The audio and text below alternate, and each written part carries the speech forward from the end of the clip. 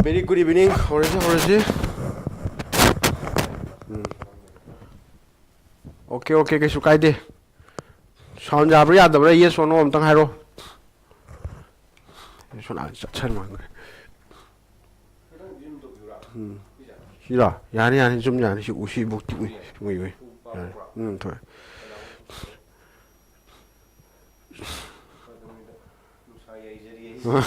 Yeah. Cái tao cái gì? Sound ra bây giờ đâu tăng hai rồi. Oh yeah. Yeah. Okay.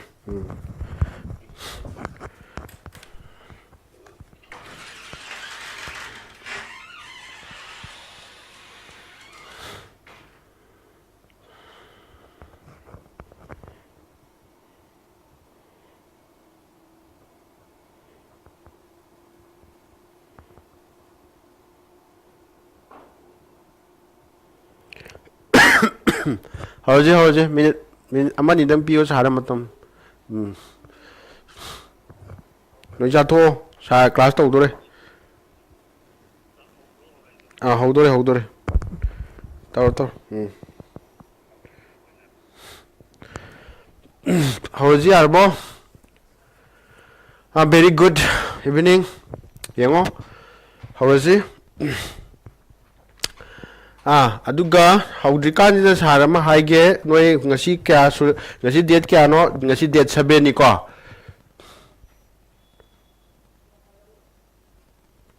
kitang di noi te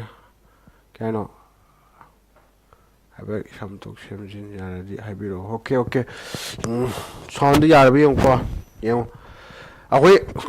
agoi SSC gi na koi gi SSC gi GD की exam जे कम कांदे होबनो अखन खाली जे February date 4 देगिने ngasi kya no 7 and ayamna noina kham godi ke dorge haba matamda akhoi gi GK gi portion khara di noina dum online digi dum thengnaramagani si hangde habise ado sana haining isina kaino haba matamda akhoi na nahandi sum yengji makhoi gi logic makhoi gi habadi SSC na question semai je kamaina hangai habje noina chimpa phara mane yengje nahan fundamental right check dawi part ke ada chali na mo hanga khreba akhoi na khange answer do kya hai khangi part 3 hai ge same nongalaga ke dawi akhoi kai mo hanga kya matamda article number kya akhoi gi 12 tagi na article number kya bongo article number 35 book se si kai singen hai fundamental right natra sumaina habidi same topic ta ke dawi different question ne ba khoi na hangai je ata re khoi na ke dawi are kai pa ba ya ge ha matam da ke dawi no ne khanga dui je sim madi hanga khre ada ta ga di si hanga roi ha ba wakhalon je khan ba ya de kai no simadi hanga khre ta ga di atopa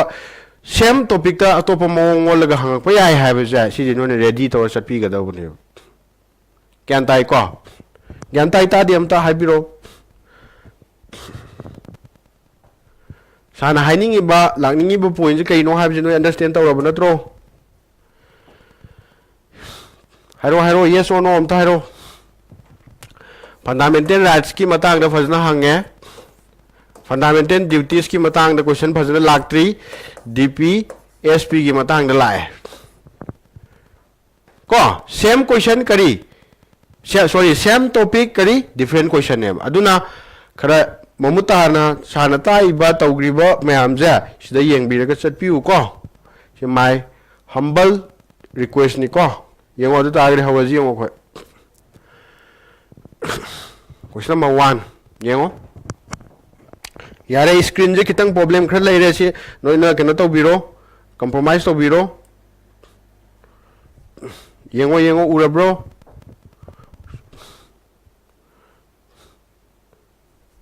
lightning gi akhoi light ki problem ne ba ko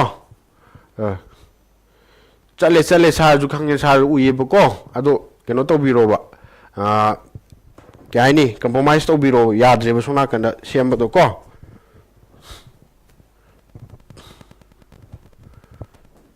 yengo hawaji yengo hauro Question number 1 the intensity of the earthquake is measures on a explanation like ko hana noi hangi to do gi mo cha mana to explanation ko na lake. Okay, very good. Kya hai option number kya hoya option number C. B nate ko yare ngasi di ke da offline kangbu jom te lak tram ne sumai tawse hoi noi adum option adum pibiro sar question so tawrage aduga nainas yare pare tawse atari ma hai intensity of the earthquake is measures on kay haiba my Richter scale. Very good. Atari option number kya tara option number C. Very good. Next question number yenga ko next question amana ke haige the layer of the year around the earth is known as hai ke hare sidengo ngarang gi ship ki question ama yawi kai haina hange ha matam di yengo si earth le re akoi ne atmosphere ha ba sikrai bu kawi akoi earth sibu question liba nukshit ki koyom dubo khoi na kai hai khangnai atmosphere hai khangnai yai ko si atmosphere da hangi ba question di kai no ha ba matam de ngo layer myam lay atmosphere je one by one ado khwai art ka khwai di nakna ba layer je kai no ha matam da kai no troposphere ne aduna question da kamai hangi akoi gi weather gi phenomenon thokpa layer je karam ba layer no hang pa kan kai hai gi troposphere hai ga da buni ko ana si question je ngang la khrabni ngang gi ship ta ko ada ga di akoi gi topic to lo ma hai the layer of the year around the earth is known kai kaura. Very good. Atmosphere option number kya aata hai option number D yare ko. Next हम ये ngasi lichens are the best indicators of lichens hai base kai no akoi indicator di ke hai akoi tak pa duni kari ta ke kai ta pa ka na ma khwai di best way gi sine kai wei ga ta ba question number kya question number 3 gi kai wei ni question number 3 gi question number 3 answer lao answer response pa me online.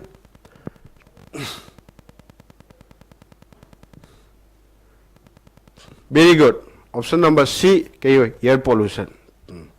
Option number D nate option number C way gadaba ko explanation sida yang biro maji kai no again are the best indicators of kari air pollution.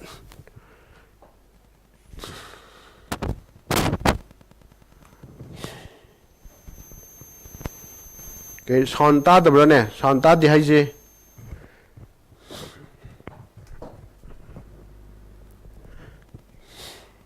Santa the bro.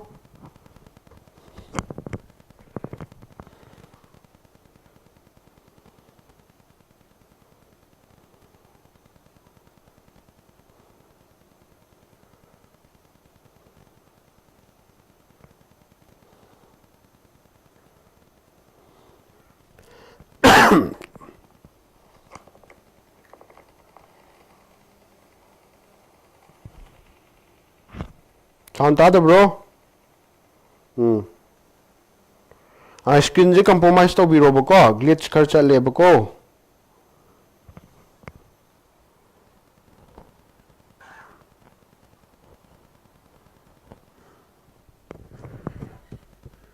Okay, next question हम ये जी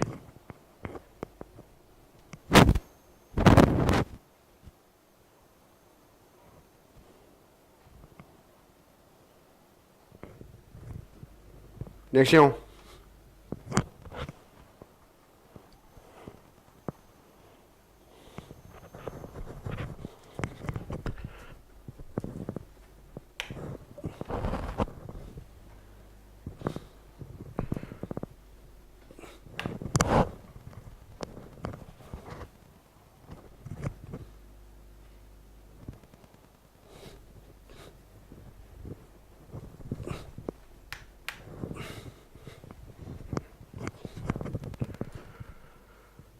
Forgi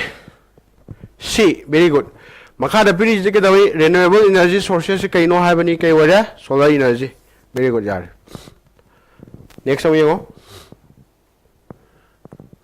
What is the process by which plants converts light energy into chemical energy? Question number 5 हम hai biro.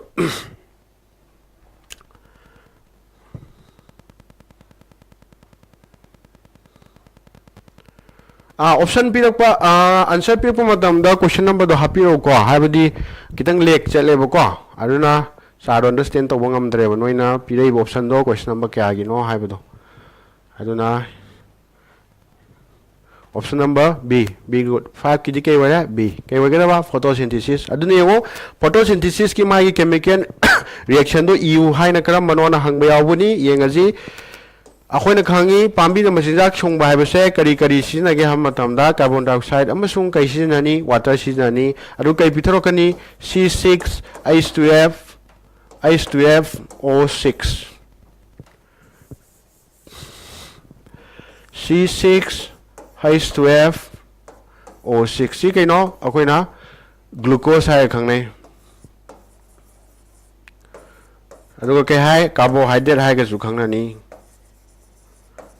यारे सी कतंग पिथोकप्रा पिथोकते plus कईगनो oxygen थादो कदब को यारे को करी सिजना गदब माना पांबिना कई सिजना गदब करी सनलाइट सिजना गदब याइना वेरी गुड नेक्स्ट यंगसी Which force keeps the planet in orbit around the sun? Hello, question number 6 ki amuk kai wega ba.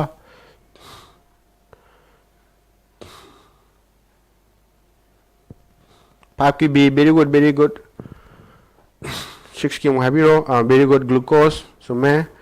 yango. Question number 6 ki amuk haro.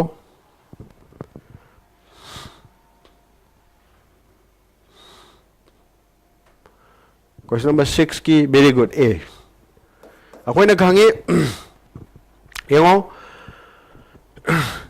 numit na ke dore center da leiraga ke dawi akoy gi planets me amrina ke dawi koi riga chatuini adna ma si haibadi mobani gi marakta planet amasung sun ani gi marakta karamba force of attraction lei hai tari ke hai daba gravitational force of attraction hoy ka daba ko very good ki very good next am yeng ji oh 6 काय जगह है okay 7 column में को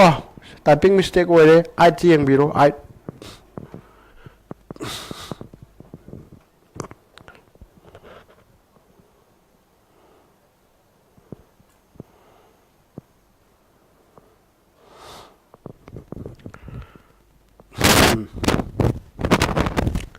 6 की a very good 7 की 7 कान थो में को 8 की हम हाइबिरो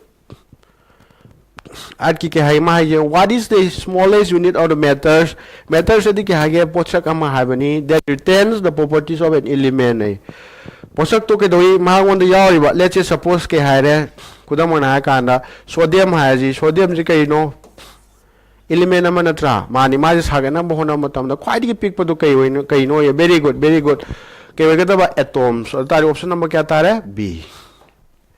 very good Sheetal Chanu I'd keep B a bam tongbam very good I'd keep B very good next time yang see 9 ke haige what is the functions of the human respiratory system hai 9 gi nani ke haire what is the function of the human respiratory system gi magi ke dore mathau ji kai noi ke dong na ba lei ba noi option yang biro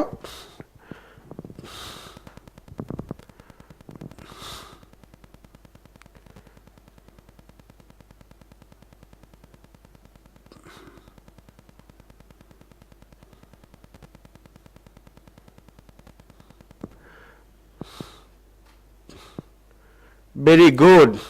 transportations of oxygen in the blood hai akoi ge blood ta ke dawi oxygen pisan na toiba mai ge mathau je kana na toy no ha matam da koi gi respiratory system marui na karamba lungs hai tare very good copy be yad re pumping blood to the body hai na kana hoy ge da ba kai no hoy ge da ba sina karamba organ hoy ge da ba heart no hoy ge da ba ko yare secretions of kari akoi gi waste production kana hoigada kai hoige blood to yabudu ni man hangi tari kai hoigada ba akoi ge kidney hoigada ba yare amana kari digestion of food sina kai hoigada ba kana hoigada ba akoi ge digestive system sina hoigada ba ko kudamo akoi na kai haina ba alimentary system haina ju khangnai ko adu busi gi di kai ware option number A ware 9 gi A very good 10 gi mu yang si what is the main functions of the nervous system gi marui ba mai function ji kai noi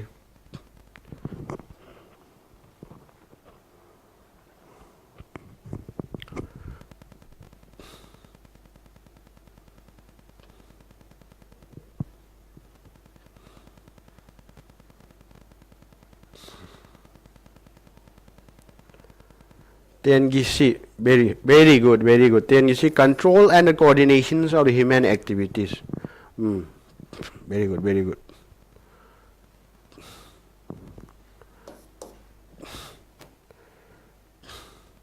Next, 11 gi mo yang si. Very good. 10 gi si. Next time kari 11 ke hai ma hai which process involves the formations of a new individual from the body cells of a single parent la ko kiwati question jigi without the involvement of the gametes single parent hai ta gadi kaino single hai ta di ka dore koi na ama hai na khangna bani yai ko adu ka koi na ke dawi reproduction da kaino maru ina ani ni lai je amana sexual reproduction hai ba ma amana ke dawi asexual hai ba ma sexual reproduction da di ka dawi both kari male amasung ke dawi female da ka wai ko yai na adu asexual hai ta ga di ke dawi ha matam da ani ji gi matung da ama wai ta di yare adu na ma hai single hai mari single parent hai mari kai wai ni sexual wai roi kai wai ni asexual wai ni ko very good 11 gi B next time we see which of the following is not a primary color hai makha the B is a primary color na tab karam mano hai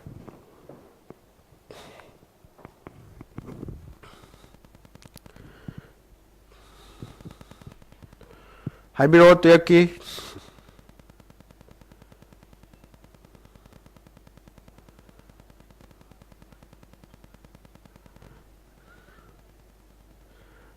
Tuyep ki C di lali kai wei gada ba di wei gada ba hello how tai hero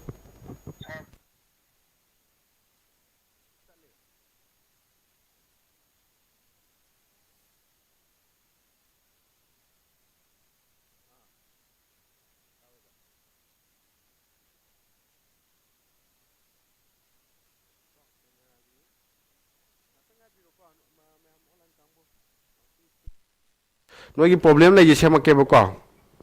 ka da menu home da menu le so menu ne yaw da hengi ko yawe menu na me menu number da tholakte menu number kan da camera gi na camera ahum su mai su da lai to singara ko kem tholakte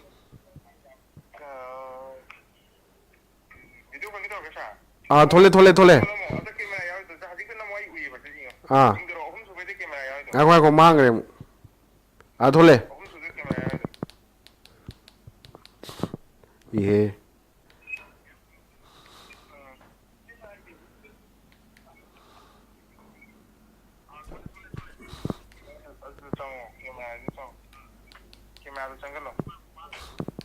sing da ya di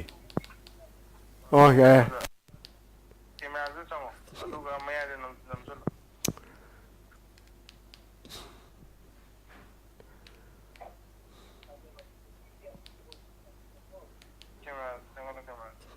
mai na me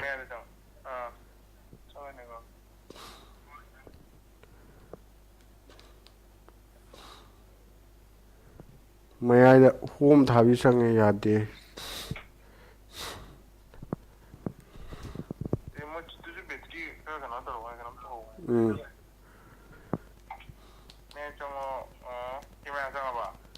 sang ya di ne tholak ji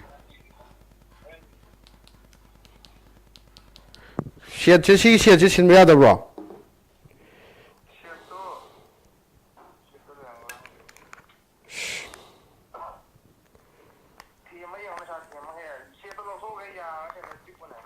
oh yeng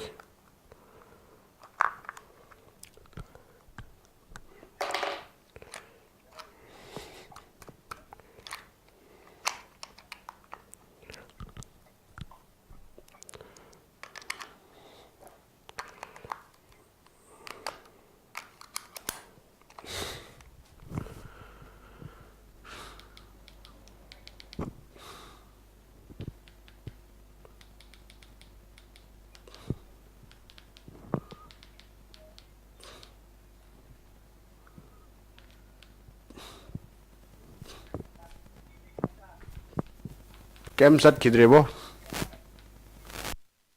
sat ye number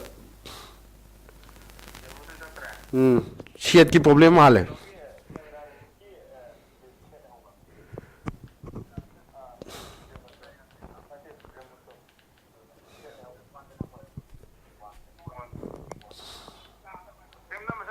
satre kem satre shit giao rồi shit chu piet le bam no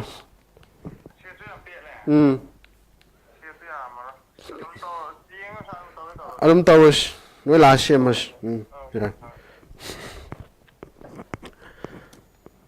okay ya kano tawdre screen ji compromise to biro ko ya dre ya nam hona bani do yare question number 2 primary color nat tabahang mani ko nat taboi ta ga di ke dawre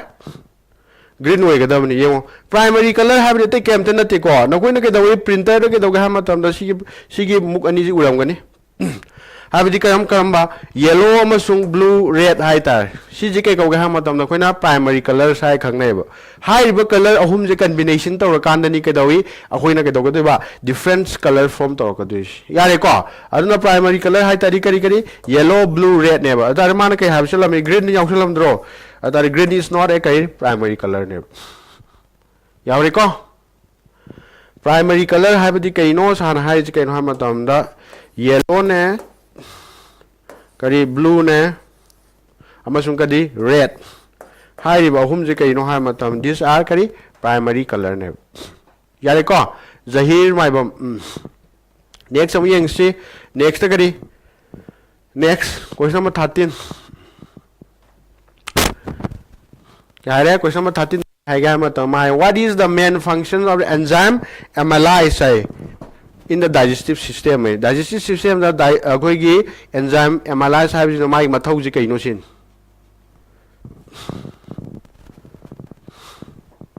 question number 13 gi answer pibiro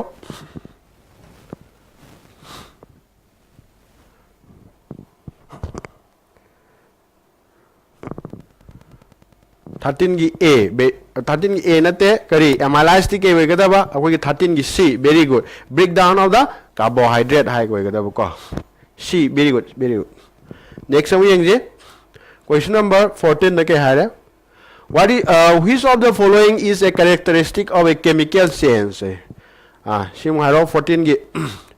very good omes mutum herojit wangkhem C 13 gi C makak mayum C very good Hussein C very good atari 14 gi mo haro 14 gi ke aige which of the following is a characteristic of a chemical change hai changes oi akoina makhan ani lai karam makhan ani no haiba matam da aha makan ne ke dawi physical haiba ma physical change haiba ma amana kari chemical change haiba ma yai ko I physical change have the kind of hamatam da manung change to the writer only ma banthong kaini my form to kotang change to kudam when hai kan ke dore paper ama aina laure aru paper ja aina ja launa shagai matam da ngasai gi sumaina full oina leramba paper ja aina maya da lau shagai kan ke dawi mai mawong di change to ne ko adu ke do manung gi ba magi manung gi ba material ji change to godara to roi sigu majibo ina akoina ke hai khang nei physical change ka wi chemical change ha ne ke do wa da law na ina ngasai gi paper ja mai tha do ma tam ke do wi ut wol ne ut to ke no manung yaw change ro ba ni ana ma ke ko ra chemical change sumai yam lai na khang biu ko yam luna khang ba ke khang ba hoi luna khanjan ta ke do report ke du mak si ke do ni hen lu sala ke do ni on line khan to ke da ba formations of a new change hai chemical change hai tari san ke haige anobo change to ke do ha na tra tari ke do ra anobo substance nam sem ko ni very good kai ko ra 13 gi 14 gi C ko yar next time yeng si 15 gi ke haige yeng si 15 gi yengo my in which of the following years where the first Oscar award presented ahan ba Oscar award che karamba sahida pegi ke sinya ane Oscar award have se akoina ju khangba ya alternative knowledge hoina ke haina extra knowledge hoina maji ke haiga ju khangnai academy award haiga ju khangnai ko academy award haiga ju khangnai aduna noina examination from examination point of view khon yeng ka doise 2023 gi 22 gi Oscar kana na phangi 23 kana na 24 si ji ke dore si ke past 3 years gi information je noi de loi lebi gada ko yare kya ware si ke do kya ware ni kam year do ni ha matam da C 1929 very good Pervez Musharraf 15 gi C sumi ko next time yengas mahai which of the following won the Oscar for the best feature animated films in the kya 2023 2023 ke da best animated film je karma film na phangi ke si ne 16 gi tari kai tare 16 gi ke we da ba haibiro 16 gi answer pibiro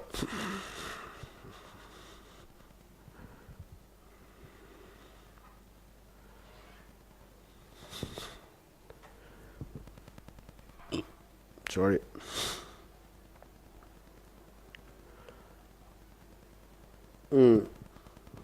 16 gi B very good 16 gi B Pervez Musharraf very good B Pinocchio yare ko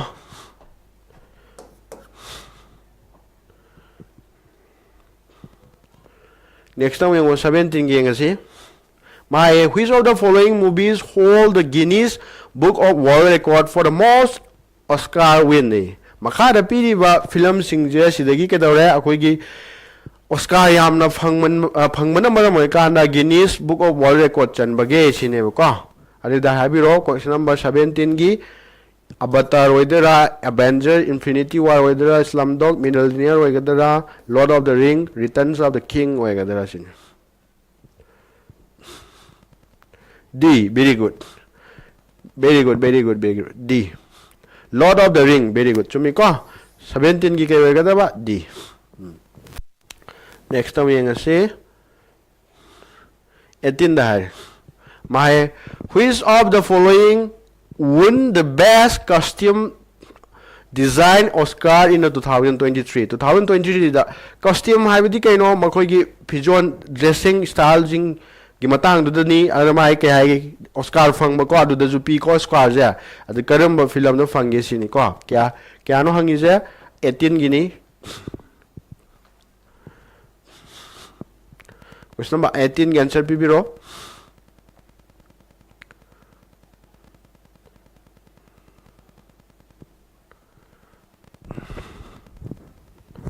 Eighteen gi kewe kada ba 18 gi A very good Ruth Carter Black Panther Wakanda Forever ko yare ko 18 gi A very good yare ko not B it A we kada ni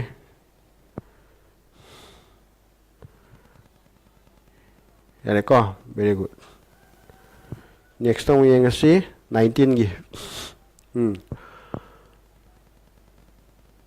Who among the following decide on the matters of the disqualifications of the members of the Rajya Sabha hai Rajya Sabha gi member ama disqualified to ge hai taragadi ke doba kana decide to lep ka doba no sine ko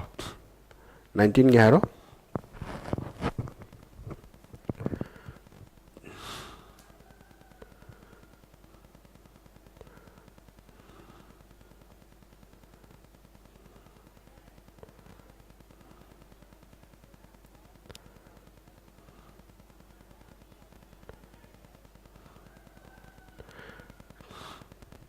B Election Commission of India C 19 yang order target no different answer like ko atade correct answer yang aji correct answer will be kari wega ba D wega da kai president na to decide to godo ni kanana advice to kada ba Election Commission of India na yare ko hai ba sigi thabak se karam article the deal to ba article number 102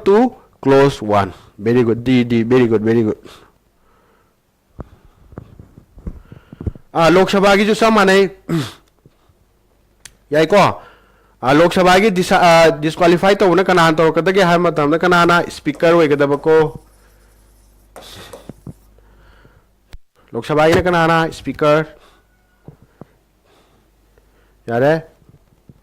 next time yengo question number 20 Which of the following schedules of the Constitution of India has to be amended to provide for the formations of the new states? India the states me hamje nataba atopa states ama create or ke hai taragadi ꯀꯔꯝꯕ schedule ꯁꯦꯝꯗꯣꯛꯀꯗꯒꯦ ꯁꯤꯅꯦꯕ ꯑꯩꯈꯣꯏꯅ ꯈꯪꯉꯤ schedule ꯀꯌꯥ ꯂꯩ ꯑꯩꯈꯣꯏꯒꯤ Indian ꯀꯣꯟꯁꯇꯤꯇ꯭ꯌꯨꯁꯟꯗ 1 2 ꯀꯌꯥ ꯂꯩ 12 ꯌꯥꯔꯦꯀꯣ ꯁꯤ ꯁꯥꯟꯅꯁꯨ ꯇ꯭ꯔꯤꯛ ꯑꯃ ꯇꯥꯛꯈꯤ ꯁꯤꯒꯤ ꯍꯥꯏꯔꯤꯕ 1 to 12 ꯁꯤ ꯅꯤꯡꯁꯤꯡꯒꯦ ꯍꯥꯏꯇꯥꯔꯒꯗꯤ ꯀꯩꯗꯧꯏ ꯑꯩꯈꯣꯏꯅ ꯁꯨꯃꯥꯏꯅ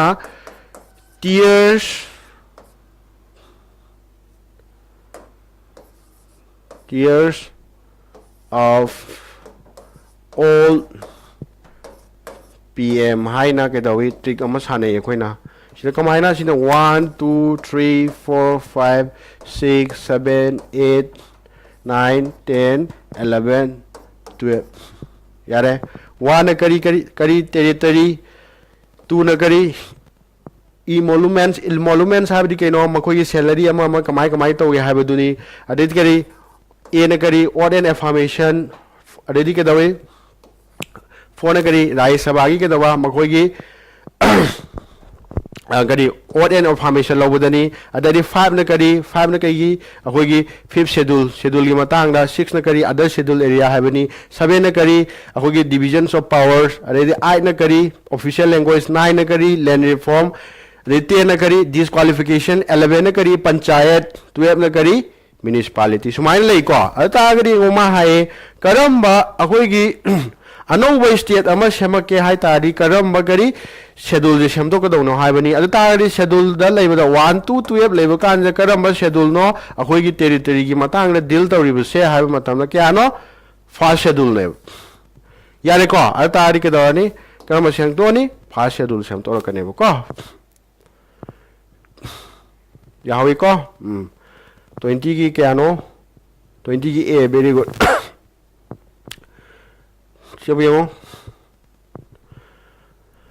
the powers of the judicial reviews in India lies with the kai waidiba judicial review di kaino sana ta khrabani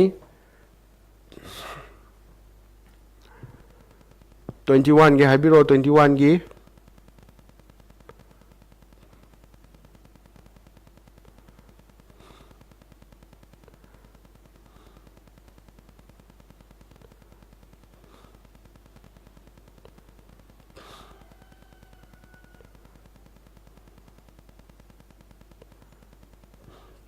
B very good High Court and the Supreme Court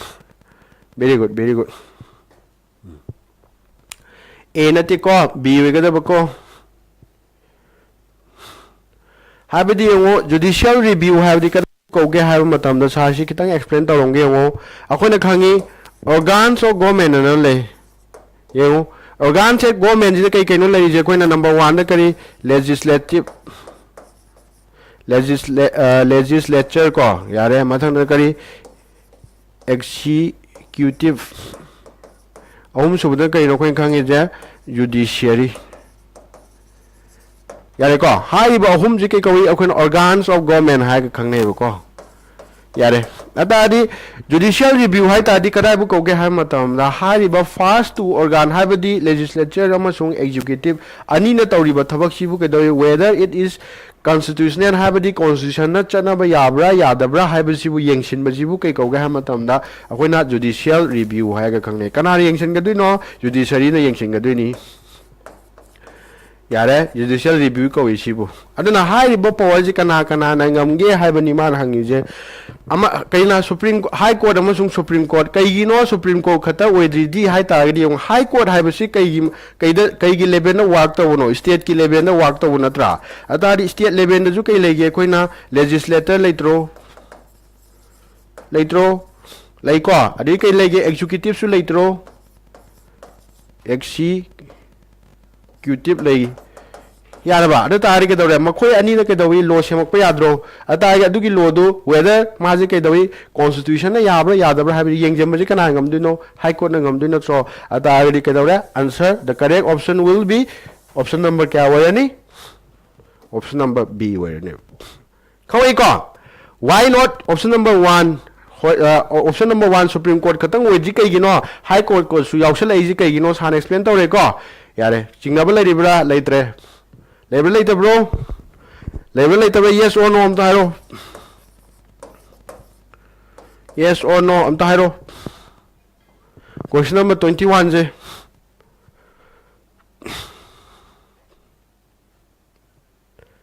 Question number 21 chingnaba leribro.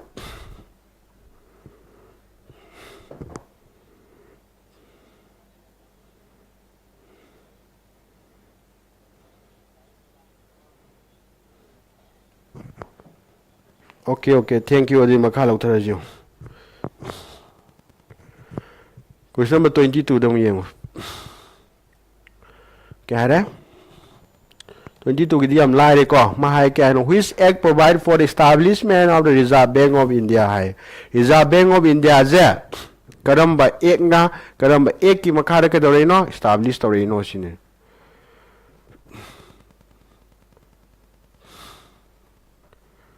Atagari kya hai ni?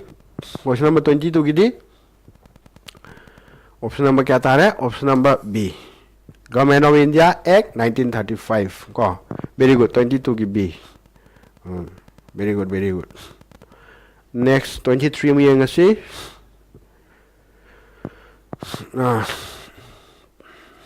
Yang.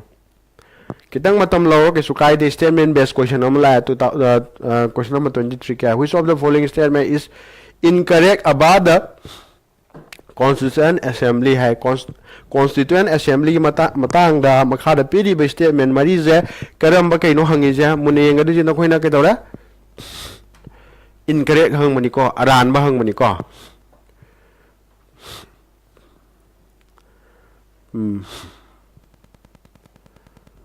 23 answer pa me.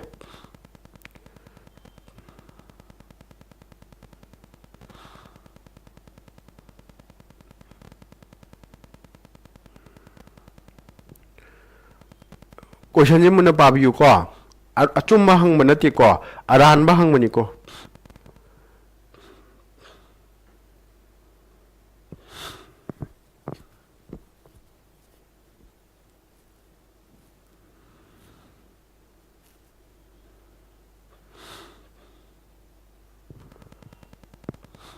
Twenty-three ki B. Very good. 23 ki B ni ko maji ke haige universal adult franchise to de ko universal adult franchise ha di kadai bu ko ge ha matam na koina 18 plus suraba nupi na traga nupa do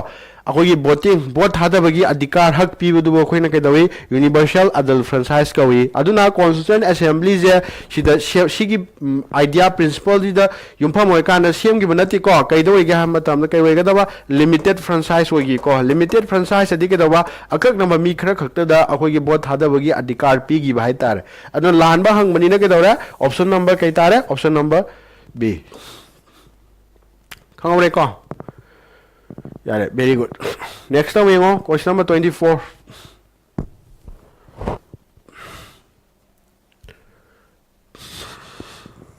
Very good. Robertson kano lambal mayum ko. Pervez Musharraf C we don't let ko B we get ko limited franchise neba universal adult franchise na te ko kisukai de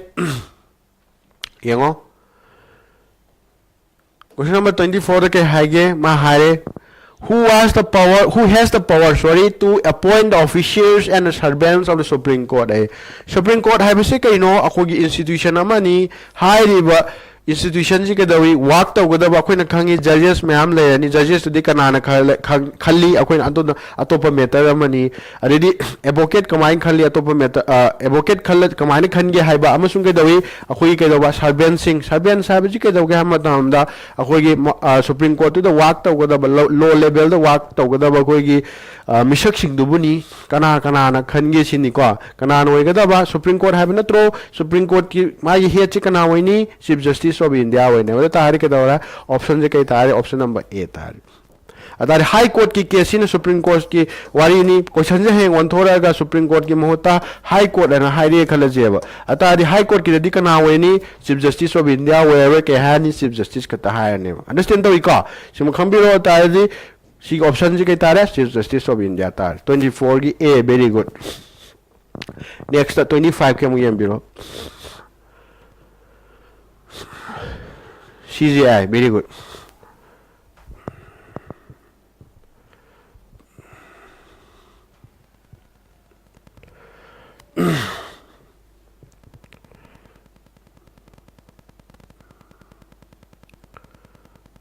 $25 ke haro Where did the concept of the public interest litigation originate hai? Public interest litigation have the kaino no in PIL have duni ko. Hai ba idea of PIL ja karamba country degi kedoge ha matam da originate to ke horakke ko. Atai Canada wedera USA wedera India wedera Britain wedera. Option different option la ko. Correct answer yang si correct answer kai wera option number C kai wega ba USA wega da. Yeah, ko. Very good. MKS Kuman 25 ki C 25 C very good. Peterson Takhelambam Vikas Salam C very good very good very good. Yeah, ko. Next time yang si question number 26. How many states have the unicameral system? Bicameral have ma unicameral have ko. Atar ma si hangai je bicameral hang punate question je kitang lai daga hangai ni ko. Ya lai same logic akhoi logic ama legi bado karamba logic no sa explain toro ke adu panjan bada yare. Unicameral have di kaino akhoi na khangi je single house have ni. Aduga bicameral haigana kaino akoina double house natraga dual house haitare house ani lei bai tare kaino state kini ko koina kana khanari ja atari 26 ki kya tarani 26 ki di yengo sa hai ke ngo ama khangba loi khang duni bicameral legislator habadi house ani lei bije india state kya lei state taruk lei Hoi ko ata gadi state taruk to lokthok khraga lemori do kai wedono unicameral weidoni ata gadi akoi India ra state kya lei 20 lei ata gadi bicameral taruk se khaidok piro kya tare 20 ka kya tare 20 ka 2 ata option number kya tare B option number B very good chumi ko Rahul naure bicameral system ne kya lei 6 state 6 to khaidok tare kya tare 22 ko very good yaar Next time we go. Which of the following exercise a casting vote in case of inequalities or votes in the state's legislature size? Yam phajaba question ni ko.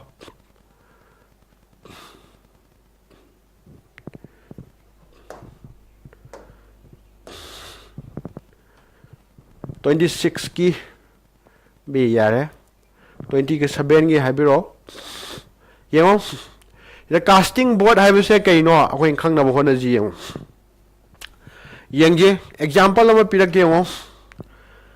hoi akhang bagi budi khange ko akhang da bagi do understand to wi yengo ba let's say suppose Manipur gi case law ji Manipur gi akoi gi MLA masing kya lei habadi member of the house kya lei 60 lei ko 60 ji gi manung da akoi na kai gumba bill ama gi matang da akoi na ke do godra vote to godra khalaje ata agadi Sida 60 di manung da speaker ama lokthok raje du kya leore 59 khatani lehode je 59 ji manung da ke dawra mokoi masen keno tawra ka duni board pinara ka duni adu pina ba kan let's suppose example da ke dawra 25 phange khala je ata ga di mobani je tai tare ga di tai tahan ba ya bra ya de adu kan kana na board thadar ni ha matam da speaker na board thadar ni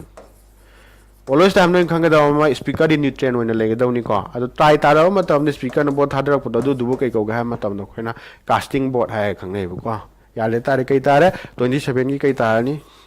B tare ni ko C na ti ko B we ga da bu ko speaker dinku mai te very good next time yo sina ke dawra akoi gi current affair ni ko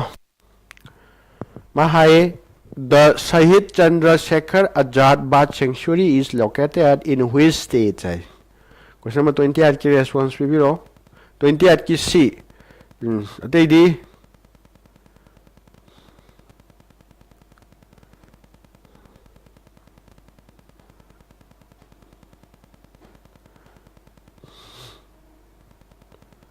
D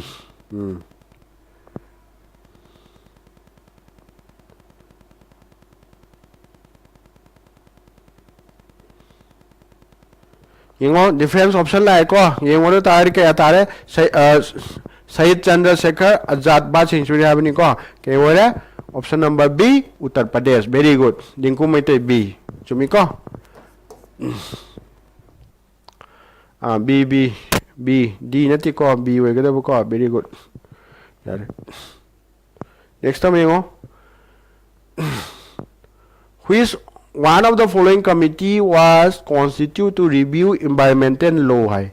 Environment ki matang da lairiba law mayam se yengsenabagi damakta karamba committee semgi ke sine. Committee mayam pire ko sida Subramanian committee,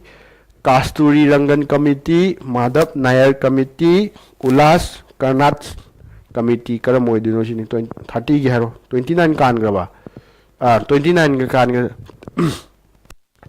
typing mistake like ko ngasai question number 7 and 20 ga 9 je kan thokre excuse the biro shi gi damak da ko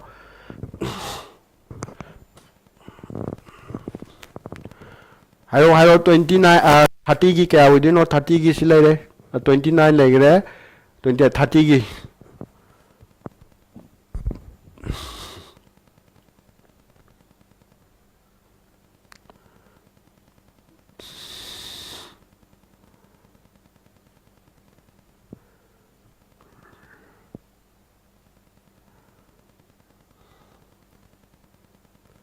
Thati answer pame. Anyone? 29 no kan thokre ba ko 30 we ga da 30 29 gi 29 do 30 we hala ji ko ha bi sa da question that kano 29 no ke do re kan gre ba yarom dre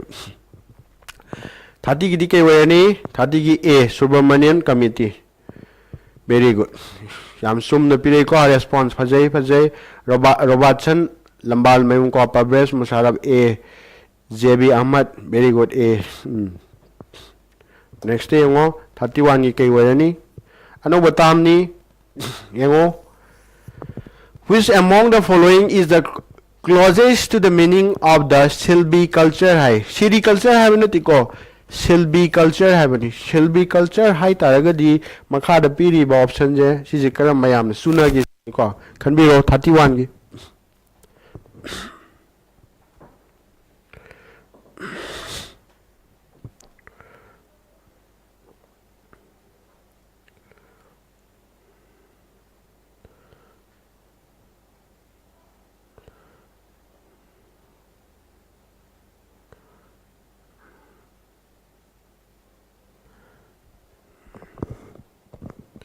Anyone 30 ki kari C very good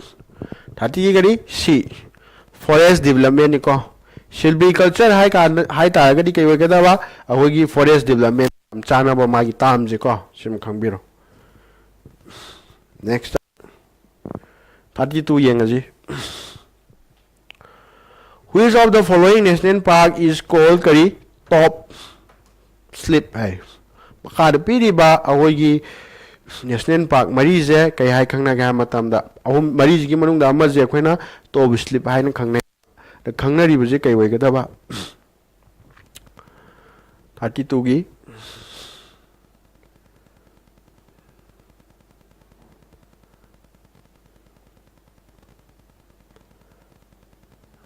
anyone 32 gi kai wai ga da ba A Indira Gandhi Wildlife Sanctuary and the National Park wai ga da ba ko very good next time we see 33 mahai the qualities and the demand for the Santu's soul has led to the endangerment of which of the following species of the antelope in India hai Santu's soul sai ba souls makhanja ma je ga dawi sa gi matu de gi sa pane ba ana hai ba saje karam sano ha matam na saji ni ana hai ba saji je particular karam saji woi du no sini ko question number 33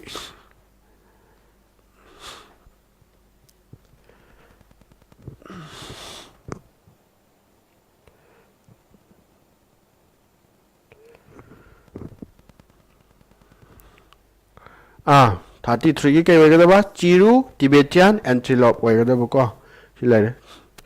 Chiru Antillean Tibetan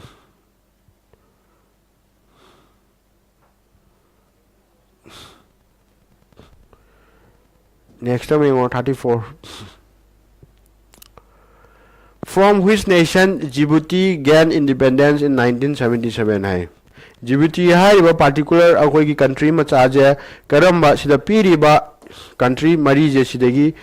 independence phangbano sine habadi kanana colonize toraga leiramen hanga jai ko unthoga ke wani tari 34 gi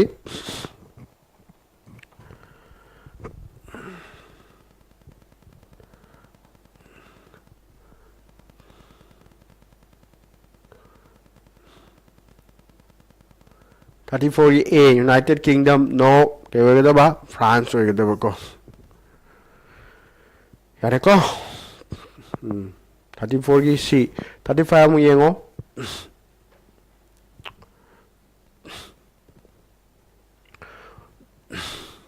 very good dengku maitai France very good my 35 to ke which sports annual international tournaments is Hilka Gretzky Cup hai Hilka Gretzky Cup hai ta gadi karam by sports kamari lena ge sini ko 35 ki kai wega da ba Hilka Gretzky Cup hai ta gadi karam sports kamari lena ni hai matam da correct option will be option number C kari ice hockey wega da ko 35 ki anyone 35 yare ko 35 C very good next I'm going to see my which is the highest governing body of the association football hai yam lai si I get a sana khanja bada ke doge ha matam da aya mana option je correct option pi ra kane na khanjai ko question number 36 ka option pi bi ro question number 36 ki option pi bi ro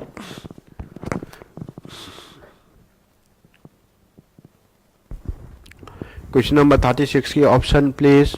yam lai ko lalan gumsi akoi football hai masana ji ki my highest governing body je kana oi no cinema hai option number A B C D ne pi re ko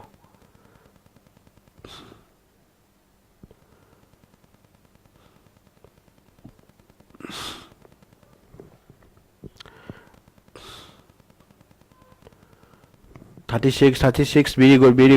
A very good sumiko International Federation of Association Football yare ko ke wega da ba FIFA hai bu ni ko noina kai no FIFA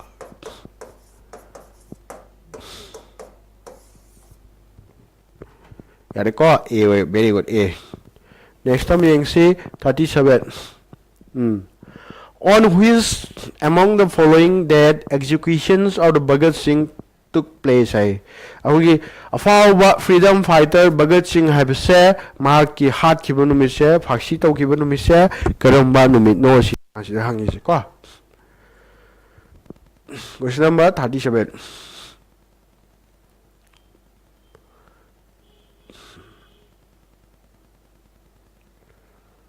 option PB ro question number answer PB ro question number 37 gi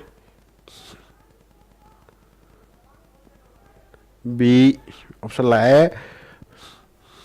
time to time news ki option B la Peterson takhelambam B thoisa moyang them Jing Sidik Lehavendin A Bikramjit B Circuit Boy C Pravesh Musharraf B yengasi ke wala correct option will be option number C kari March 23 1931 yare ko aduga history masam tang palamge ngo kay manong gino sar mark se phasi tor hali jen hangba matam da yengo akhoina history ne nabo matam da nakhoina ju khangna magani 1927 da Simon Commission anam lai ko Simon Commission kay daw na bala ko no hai ta gadi akoi gi India de ke dawra independence phangam da gi wari ni ada India de independence pi be ya da bra hai bu je yeng na bagi damak ta yeng shin na bagi damak ke dawra Simon Commission na ma Britain de gi India da tharai ado hai ba commission ji da khwai de gi luri ba wafam di kai no hai ma tam da India yeng jen bala ka du ni India de kamai to na freedom pi ba ya ga da ge ya ra bra ma ko je ready lebra na yengsan ga da ba po si da ga da ra India macha ama bo ga de ꯑꯇꯥꯒꯤ India ꯃꯆꯥ ꯑꯃꯨꯛ ꯌꯥꯎꯗꯕꯅꯤꯅ ꯀꯩꯗꯧꯔꯒꯦ ꯍꯥꯏꯕ ꯃꯇꯝꯗ ꯍꯥꯏꯔꯤꯕ ꯀꯃꯤꯁꯟꯁꯦ ꯑꯩꯈꯣꯏꯒꯤ ꯏꯟꯗꯤꯌꯥꯒꯤ ꯂꯨꯆꯤꯡꯕ ꯃꯌꯥꯝ ꯑꯗꯩꯗꯤ ꯑꯦꯠ ꯗ ꯁꯦꯝ ꯇꯥꯏꯝ ꯏꯟꯗꯤꯌꯥꯒꯤ ꯄꯤꯄꯜꯁ ꯃꯌꯥꯝꯅ ꯕꯣꯏꯀꯣꯠ ꯇꯧꯔꯦꯕ ꯑꯗꯨꯅ ꯍꯥꯏꯔꯤꯕ ꯕꯣꯏꯀꯣꯠꯁꯤꯗ ꯀꯩꯗꯧꯏ ꯑꯩꯈꯣꯏꯒꯤ ꯐ꯭रीडम ꯐꯥꯏꯇꯔꯁ ꯍꯥꯏꯇꯥꯔꯦ ꯀꯅꯥꯅꯣ ꯐ꯭रीडम ꯐꯥꯏꯇꯔ ꯂꯂꯥ ꯔꯥꯖꯄꯠ ꯔꯦ ꯍꯥꯏꯔꯤꯕ ꯐ꯭रीडम ꯐꯥꯏꯇꯔꯁꯤꯗꯨ ꯀꯩꯗꯧꯏ ꯑꯦꯁ a part of the protest ꯑꯣꯏꯅ ꯃꯥꯁꯤ ꯁꯔꯨꯛ ꯌꯥꯏ ꯁꯔꯨꯛ ꯌꯥꯕ ꯀꯥꯟꯁꯤꯗ ꯀꯩꯗꯧꯔꯦ ꯄꯨꯂꯤꯁꯅ ꯂꯥꯊꯤ ꯆꯥꯔꯖ ꯇꯧꯔꯛꯄ ꯃꯇꯝꯗ ꯃꯍꯥꯛꯁꯤ ꯁꯣꯛꯑꯦ ꯁꯣꯛꯑꯕ ꯃꯇꯨꯡꯗ ꯀꯩꯗꯧꯔꯤ ꯃꯇꯝ ꯈꯔ ꯂꯩꯔꯀꯥꯟꯗ ꯃꯥꯁꯤ ꯀꯩꯗꯧꯔꯦ ꯁꯤꯔꯦ ꯑꯗꯨꯅ ꯃꯍꯥꯛꯁꯤ ꯁꯤꯈ꯭ꯔꯕ ꯃꯇꯨꯡꯁꯤꯗ ꯀꯩꯗꯧꯏ ꯑꯩꯈꯣꯏꯒꯤ ꯚꯒꯠ ꯁꯤꯡꯁꯤꯅ ꯉꯁꯥꯏ ꯃꯔꯨꯑꯣꯏꯅ ꯍꯥꯏꯔꯤꯕ ꯑꯩꯈꯣꯏꯒꯤ ꯂꯂꯥ ꯔꯥꯖꯄꯠ ꯔꯦ ꯐ꯭रीडम ꯐꯥꯏꯇꯔꯁꯦ ꯇꯥꯊꯤꯅ ꯐꯨꯔꯛꯏꯕ ꯄꯨꯂꯤꯁ ꯑꯣꯐꯤꯁꯥꯔꯁꯦ ꯀꯩ ꯃꯃꯤꯡ ꯀꯧꯒꯦ ꯍꯥꯏꯕ ꯃꯇꯝꯗ ꯑꯩꯈꯣꯏꯅ ꯁꯣꯟꯗꯔ ꯍꯥꯏ ꯀꯧꯏ ꯃꯍꯥꯛꯁꯦ ꯂꯃꯟ ꯈꯨꯝꯕ ꯑꯣꯏꯅ ꯃꯍꯥꯛꯁꯦ ꯍꯥꯠꯂꯨꯔꯦ ꯚꯒꯠ ꯁꯤꯡꯅ ꯉꯁꯥꯏꯒꯤ ꯂꯂꯥ ꯔꯥꯖꯄꯠ ꯔꯦꯗ ꯐꯨꯔꯛꯈꯤꯕꯗꯨꯒꯤ ꯑꯗꯨꯅ ꯁꯤꯒꯤ ꯍꯥꯠꯂꯨꯕꯁꯤꯒꯤ ꯃꯔꯥꯟꯁꯤꯅꯦ ꯑꯦꯠ ꯗ ꯁꯦꯝ ꯇꯥꯏꯝ ꯀꯩꯗꯧꯔꯦ ꯃꯈꯣꯏꯅ ꯂꯥꯍꯣꯔ ꯀꯟꯁꯄꯤꯔꯦꯁꯤꯅ ꯑꯃ ꯂꯩ ꯑꯩꯈꯣꯏꯒꯤ ꯀꯩꯗꯧꯕ ꯑꯩꯈꯣꯏꯒꯤ ꯄꯥꯔꯂꯤꯌꯥꯃꯦꯟꯗ ꯕꯣꯝ ꯂꯪꯁꯤꯟꯕ ꯑꯗꯩꯗꯤ ꯀꯩꯗꯧꯏ ꯃꯈꯣꯏꯅ ꯈꯨꯠꯁꯨ ꯈꯨꯠꯂꯥꯏ ꯍꯨꯔꯥꯟꯕ ꯁꯤ ꯈꯔꯒꯤ ꯆꯥꯔꯖꯦꯁꯁꯤꯒ ꯄꯨꯂꯞ ꯃꯤꯛꯁꯑꯞ ꯇꯧꯔꯕ ꯃꯇꯨꯡꯗ ꯃꯍꯥꯛꯁꯦ ꯀꯩꯗꯧꯔꯦ ꯃꯃꯩꯊꯪꯗ ꯁꯤꯕꯒꯤ ꯆꯩꯔꯥꯛ ꯄꯤꯔꯦ ꯑꯗꯨꯒ ꯀꯩꯗꯧꯔꯒꯦ ꯍꯥꯏꯕ ꯃꯇꯝꯗ ꯃꯥꯔꯆ 23 1931ꯗ ꯃꯍꯥꯛꯁꯦ ꯀꯩꯗꯧꯔꯦ ꯐꯥꯏꯅꯦꯂꯤ ꯍꯦꯡ ꯇꯧꯔꯒ ꯍꯥꯠꯈꯤꯕꯀꯣ ꯌꯥꯝ ꯇꯦꯟꯇꯛꯄ ꯋꯥꯔꯤꯅꯤꯀꯣ ꯑꯗꯨꯅ ꯁꯤꯗ ꯑꯩꯈꯣꯏꯒꯤ PYQꯗ ꯀꯃꯥꯏꯅ ꯍꯪꯒꯦ ꯍꯥꯏꯕ ꯃꯇꯝꯗ ꯚꯒꯠ ꯁꯤꯡꯅ ꯍꯥꯠꯈꯤꯕ ꯑꯩꯈꯣꯏꯒꯤ ꯄꯨꯂꯤꯁ ꯑꯣꯐꯤꯁꯥꯔ ꯕ꯭ꯔꯤꯇꯤꯁ ꯄꯨꯂꯤꯁ ꯑꯣꯐꯤꯁꯥꯔꯗꯣ ꯀꯩ ꯃꯃꯤꯡ ꯀꯧꯒꯦꯅ ꯍꯪꯉꯤꯀꯣ ꯀꯩ ꯍꯥꯏꯅ ꯈꯪꯅꯕ ꯁꯣꯟꯗꯔ ꯀꯥꯎꯕꯤꯔꯒꯅꯨ ꯅꯦꯛꯁ ꯑꯃꯨꯛ ꯌꯦꯡꯁꯤ ꯅꯤꯜ ꯗꯔꯄꯟ ꯍꯥꯏꯕꯁꯦ ꯀꯔꯝꯕ ꯑꯩꯈꯣꯏꯒꯤ ꯃꯈꯥꯗ ꯄꯤꯔꯤꯕ ꯏꯍꯧꯁꯤꯡꯁꯤꯒ ꯃꯔꯤ ꯂꯩꯅꯕꯒꯦ ꯁꯤꯅꯦꯕ ꯀ꯭ꯋꯦꯁꯟ ꯅꯝꯕꯔ ꯀꯌꯥꯅꯣ ꯀ꯭ꯋꯦꯁꯟ ꯅꯝꯕꯔ 38 ꯉꯁꯤ ꯀ꯭ꯋꯦꯁꯟ ꯀꯌꯥ ꯇꯧꯅꯤ ꯍꯥꯏꯕ ꯃꯇꯝꯗ ꯀ꯭ꯋꯦꯁꯟ 50 ꯄ꯭ꯂꯁꯅꯤꯀꯣ ꯇꯧꯗꯣꯏꯁꯦ ꯍꯥꯏꯕꯤꯔꯛꯑꯣ ꯀ꯭ꯋꯦꯁꯟ ꯅꯝꯕꯔ 38 ꯀꯤ ꯑꯟꯁꯔ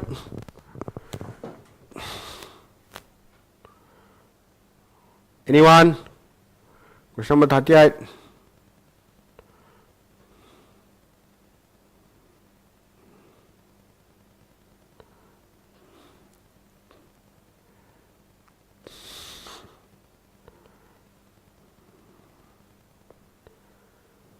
नील दर्पण कहीं माजे धर्मानी को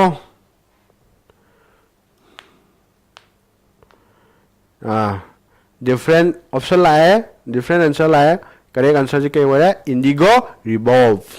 ऑप्शन नंबर क्या आता है सी very good very good thank you मैते हम यंगसे मोपाला रिबेलियन हाइबसे करम स्टेट थोखिबनो सिनेबको क्वेश्चन नंबर क्या 39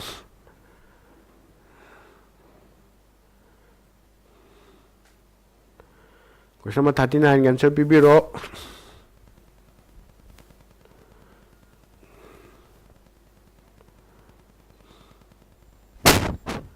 एनीवन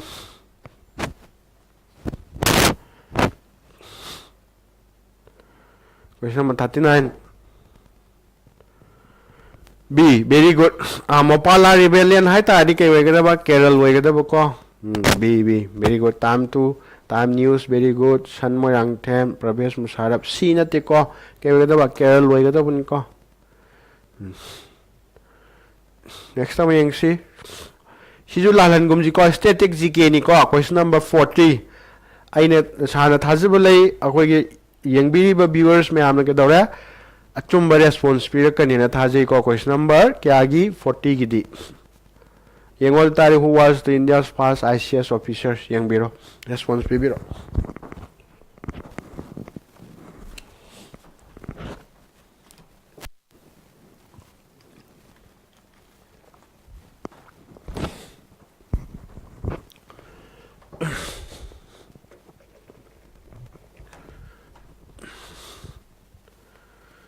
वेरी गुड 40 की ए सत्येंद्रनाथ टैगोर यार वेरी गुड नेक्स्ट ये 41 हिस्ट्री नी टू स्कूल दैट इज कई वेगदबा Mathura school of art and Gandhara school of art flourish in which among the following इराई हाइबा एम्पायर होइबे आई डायनेस्टी होइबे आई मरी पेरे सका कुशन सतवना गुप्ता हाइब मरीजी मनुंगदा करम मतमदनो मथुरा स्कूल ऑफ आर्ट अमसुंग गंधारा स्कूल ऑफ आर्ट से फ्लोरिश तवदी करी मरांग कायना केदोबा सखलकपदुनी को 41 गी anyone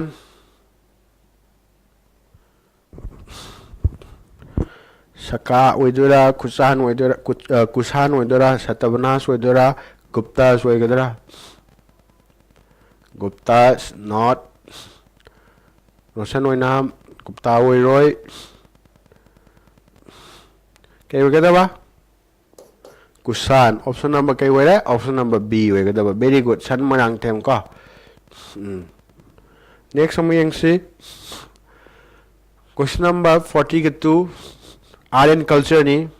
kya no Thaipusam festival is celebrated by which of the following communities haibani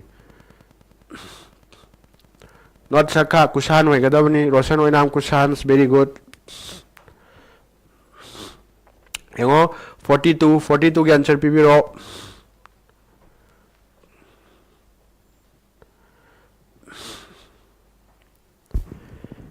42 की D Malayalam Marathi Telugu Tamil different option la ko atagri yengo answer correct answer ke ore option number A ke hoigada Tamil hoigada ko very good next time yang see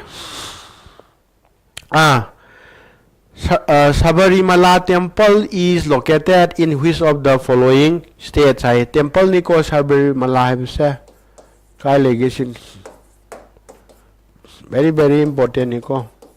sima khambio art and culture da anyone 43 A very good Kerala loy kada ko very good yeah 43 A sume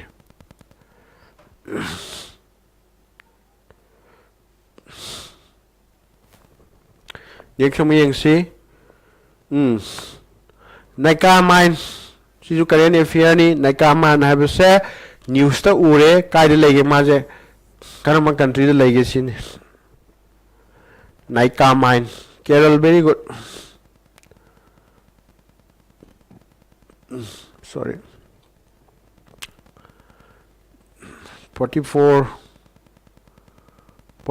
ki kai hoega da ba anyone 44 ki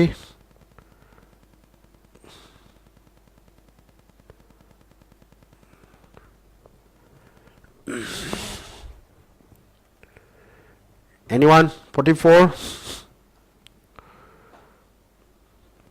की C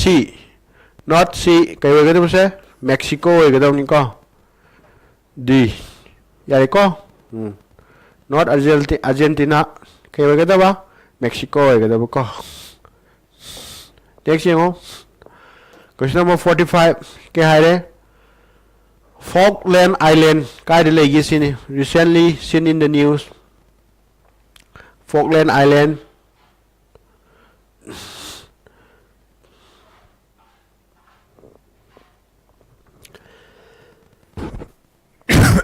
sorry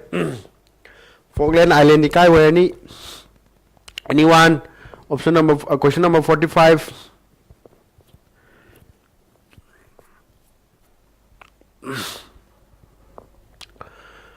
yengo kai where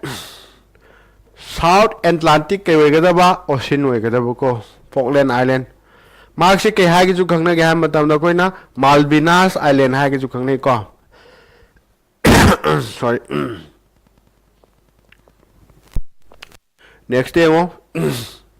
46 ki Canary Island archipelago habdi kai no group of island habni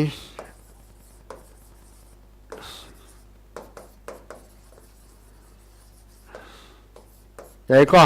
ana Canary Island ji kai no archipelago ni ko mark si kai le gi sin kai le di ba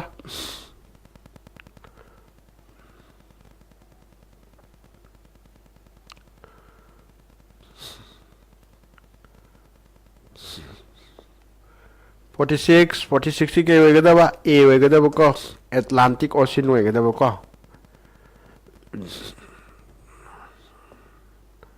next 47 हम यहीं से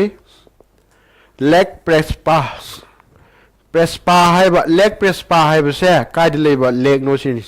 ma pire sida karamba continent no leba sorry particular way man hange kai da hange ba continent karamba continent oi very good JB Ahmad Atlantic Ocean ko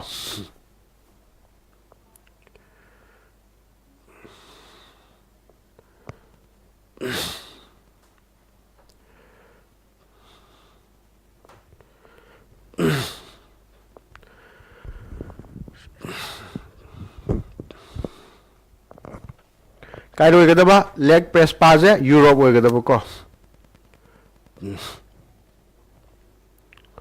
next time we see Mount Fuji irai Mount Fuji ji kai very good Dinku Maite Europe Rahul Nawem Europe Vikas Salam Europe very good chumme question number 40 item yengji Mount Fuji ji kai legi Fuji di amlai Fuji oi tari kai oi gadaba Japan oi gadaba ko very good next time yengji 49 Electricity 2024 report recently seen in the news is released by which of the following kari organization hai Electricity 2024 report kanana publish to bonoi kana hoy kada ba 49 kai hoy kada ba International Energy Agency IEA hoy kada ba ko next 50 yang si What is the rank of the India in the World Bank Logistic Performance Index Report 2023? Sida yung ako na kang bayari se high iba Logistic Performance Index se kanana release to uno hangazui ko adu kana way kada ba World Bank way kada ba ko kaya ko ata ri mar hangai je du question no na te sida hangi je kai hangi mama hai je India ki rank je kya way ge sine man hangi kya wala India ki rank kya hoy ge ngaji India ki rank kya hoy kada option number A 38 rank hoy kada ko next time yeng si yare sida ke dore akhoi na 50 yeng question 1 to 50 adu excuse to view question ani maji ke doi question ani di ke doga ha matam ni skip to me ko atare khoni ngasi nei nei ji kya no puna question 40 ai ni yai ko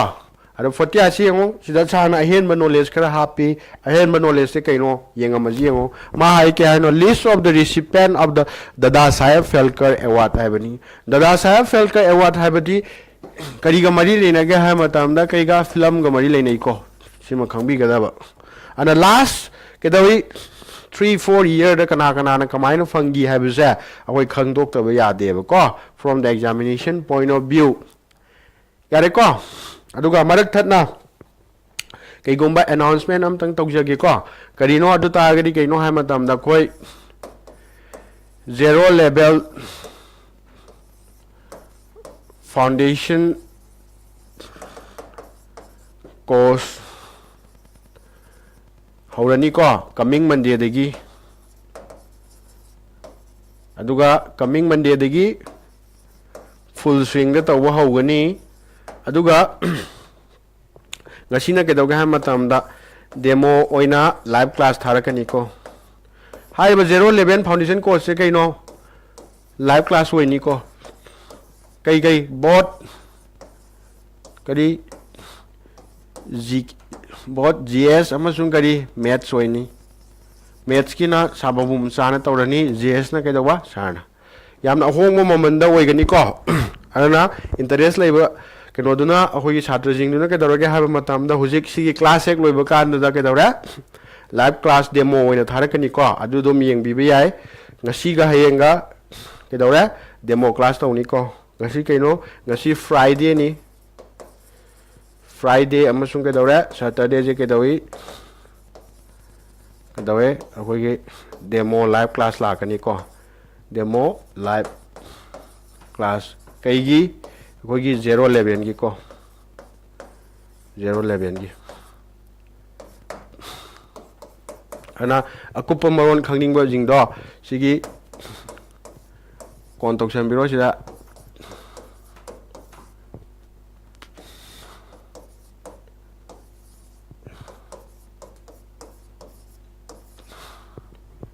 ꯌꯥꯏꯀꯣ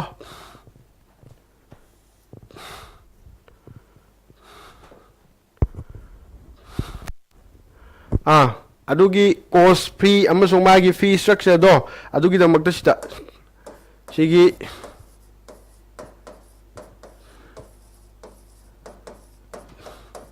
ꯁꯤꯗ contact ꯇꯧꯕꯤꯔꯛꯑꯣꯀꯣ ꯑꯗꯨꯒ ꯑꯀꯨꯞꯄ ꯃꯔꯣꯟꯗꯣ ꯑꯗꯨꯗ ꯀꯩꯅꯣ ꯇꯧꯔꯁꯤꯀꯣ ꯇꯥꯏꯃꯤꯡꯁꯦ design ꯇꯧꯔꯛꯇꯦ ꯑꯗꯨꯕꯨ ꯃꯣꯁ ꯄ꯭ꯔꯣꯕꯦꯕꯂꯤ ꯏꯚꯤꯅꯤꯡꯗ ꯇꯥꯔꯛꯄ ꯌꯥꯏꯀꯣ ꯏꯚꯤꯅꯤꯡ ꯑꯗꯨꯕꯨ ꯄꯨꯡꯗꯨꯗꯤ ꯗꯤꯁꯥꯏꯠ ꯇꯧꯗ꯭ꯔꯤꯀꯣ ꯑꯗꯣ ꯗꯤꯁꯥꯏꯠ ꯇꯧꯔꯀꯥꯟꯗ ꯁꯥꯔꯛꯀꯦ ꯑꯗꯨꯕꯨ ꯉꯁꯤꯒ ꯍꯌꯦꯡꯒꯒꯤ ꯑꯣꯏꯅꯗꯤ ꯀꯩꯗꯧꯔꯦ ꯑꯩꯈꯣꯏ ꯍꯧꯖꯤꯛ ꯁꯤꯒꯤ ꯀ꯭ꯂꯥꯁꯁꯦ ꯍꯦꯛ ꯂꯣꯏꯕꯒ ꯀꯩꯗꯧꯔꯦ ꯃꯤꯅꯤꯠ 15ꯃꯨꯛ ꯕ꯭ꯔꯦꯛ ꯂꯧꯔꯕ ꯃꯇꯨꯡꯗ ꯇꯧꯔꯛꯀꯅꯦꯕꯀꯣ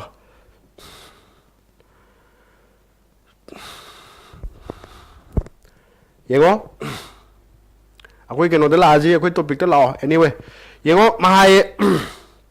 ꯗꯥꯗꯥ ꯁꯥꯍꯦꯕ ꯐꯦꯜꯀꯦ ꯑꯦꯋꯥꯔꯗꯇꯤ ꯁꯥꯍꯟ ꯍꯧꯖꯤꯛ ꯀꯩꯒ ꯃꯔꯤ ꯂꯩꯅꯔꯦ ꯍꯥꯏꯔꯦ ꯐꯤꯂꯝꯒ ꯃꯔꯤ ꯂꯩꯅꯩꯀꯣ ꯑꯗꯨꯅ ꯌꯦꯡꯉꯣ ꯁꯤꯗ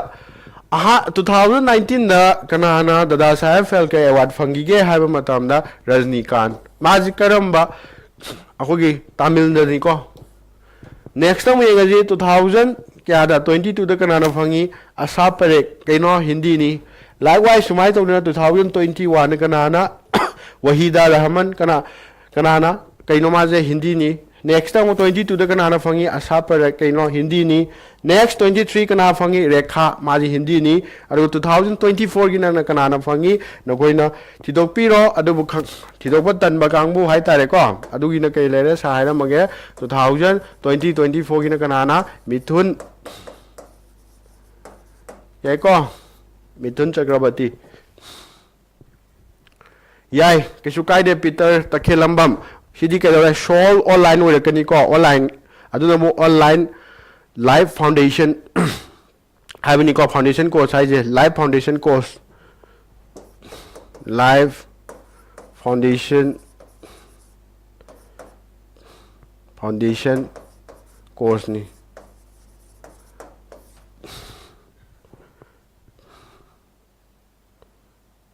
ओके ओके थैंक यू थोइसा मोयांग टेम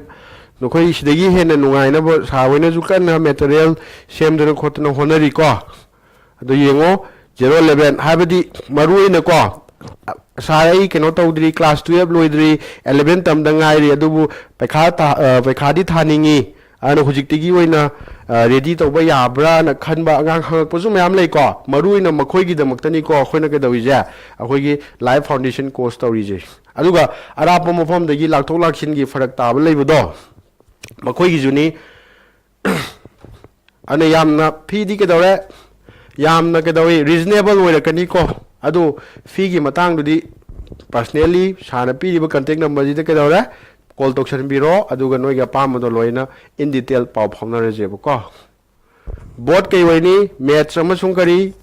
मैथ्स अमसुंग कई वइदेबा जीएस हाइबसिदे लोइ यावरेको हिस्ट्री साइंस अदुदा लोइ पुल्लेको आर्मी द बेस तौबा खतंग अन खनबा यादे हाइबदि सिलेबस तो चौराकपा अमा चमानै अदुना होल के हाइनी any exam competitive exam SSC ना लौबबु ओइरो सीडीएस ना लौबबु ओइरो सी मयाम जे यानाबा के मतमदा फाउंडेशन कोर्स नि को खोने सेमखलक दइजे यारे को तौजे येंगो काय चखरे यारे को सिगिजे नेक्स्ट टाइम येंगसी टॉपिक तो लाओ ऑस्कार 2020 विनर लिस्ट अखोगी ऑस्कार जी कना 2020 जे कना ना फंगी गे ना बेस्ट फिल्म बेस्ट पिक्चर कना फंगी नत्रगा best film everything everywhere all at once हाइब फिल्म जिना फंगी को Oscar awards 2023 the best director जी कना ना फंगे सि लेरे Daniel Kwan and Daniel Scheinert हाइब नुपा जिना फंगी मकोय अनि जिना को तौजे बजट की मतंग दसु यारकनी को नेक्स्ट टाइम येंगसी ऑस्कार अवार्ड्स बेस्ट एक्टर न कनाना फंगे हम मतमदा ब्रेंडन फिशर्स द वेल्स हाइब फिल्म दुदगी बेस्ट एक्ट्रेस न कनाना फंगी माइकल यो हाइब नुपीजिना फंगी को होरन पीडीएफ शेयर तरोकनी को केम खलुनो तागद येंगो 2023 गिनी को matam amada chega khaina maming chalamba the mummy hai ba film dugi hero duni ko sinu pa je 2020 gi Oscar fangi je adugo best actress na kana laire hai ba nu pi jini fangi je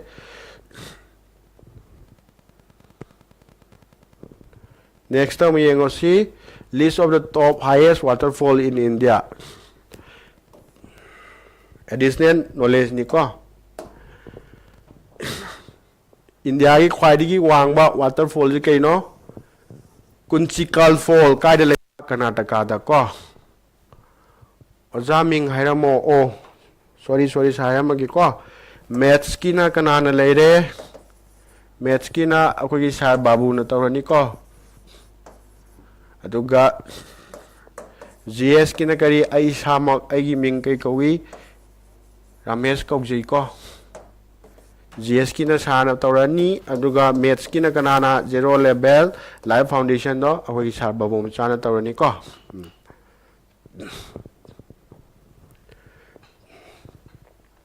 yare sumai to na mathang mayau na sana top 10 pi de ko si je horen PDF to go through to biro aruga no screenshot location ge do location biro ko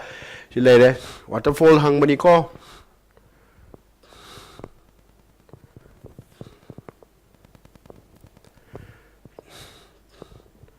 next time we yang see kaino river maru ever river hang bani ko geography jirengo longest river in the world hai bani prithvi da khwaidigi sangba turen je kaino ha matam da Nile river kilometer kya sangi sida leire ro kaidigi horei sida pire ko kaidigi Lake Victoria digi taba da kaida taba akoigi Mediterranean sea tai ko next time we ngaji Amazon river ni keno second longest di kaida chien ma Brazil sumai to duna kedore top 4 river pire ko sigi river kaide horei kaide tai karam country da maruina cheli magi sangmana kyano haibaje in detail yang biro ko noina screenshot location ge ju location biro aduga koigi ke haini koigi students mayam yawi ko ngasi je public thabani ko harina koigi students singi oina di ke dawi PDF su ke dore chana dum provide to rakani ko adugi kano de chamam na maju leigano aduga akogi live class ngasi yaubiri ba akogi kano haitare outsider haitare ko lana di lobby gano si mayam ju interest leita agadi ke dawi chana pijeri ba number ji de contact option biro natraga kogi hanagi already sarbabu gi contact number leiba akogi YouTube channel ji da ju dum yaujabani sida contact to biraga apamba maths oigera English oigera adai reasoning oigera akogi faculty loi sunaba lei ko adugi apamba subject to khallaga adum personal upgrade to na badum hona biba yai ko anyway next time we ji highest mountain peak in India ra khwaidigi wangba mountain peak ke je karam mano hai tari sida leire India gi ni world gi nate number 1 ke dawe K2 or Mount Goodwin Austin kya wangi meter si leire kilometer 1 thoke ji yare ko next ke dawe Kanchenjunga lae mathang na kari Nanda mathang na kari Kamet sumaina khangbiu ko mafam se kailoni akoigi langthaban oigadaba ko langthaban kha nawem lekai haina leibani ko ta gari ke dawra ngasi gidi sida loisan si ko anu jing hakim matung de ke dawra sama sar Amazon na hena sangkre let me confirm ko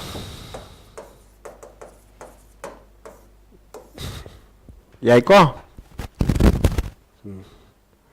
udre amata karibuno udri se sigi keno jira highest mountain peak shiro number 1 kari K2 Kanchenjunga Nanda amana kari Kamet len onkre okay let me confirm sima yare sigi Amazon gi jina tro ai chakre sije